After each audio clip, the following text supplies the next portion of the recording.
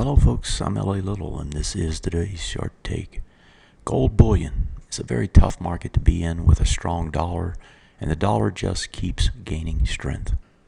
And if we look at that dollar, you can see how the dollar yesterday started to break out again on a short-term time frame.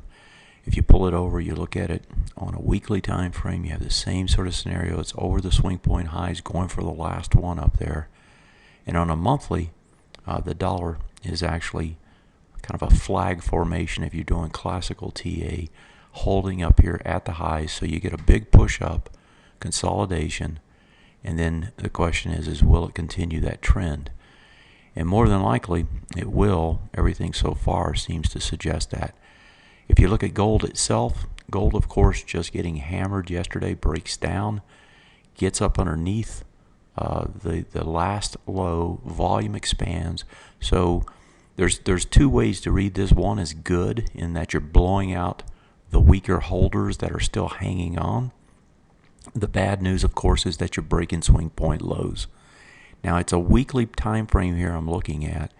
That weekly time frame right in this area, you can see it's just starting to get up underneath it. There's no volume compared to the last time we hit these lows. That's a good thing if it can hold.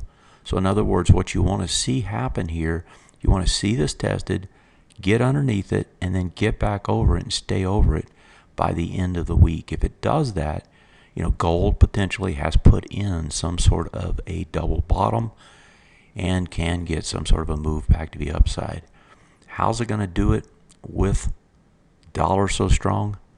Not clear. You never know what's going to drive these things to do what they do.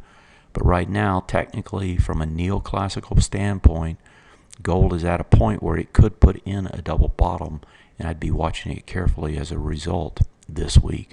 That is today's short take.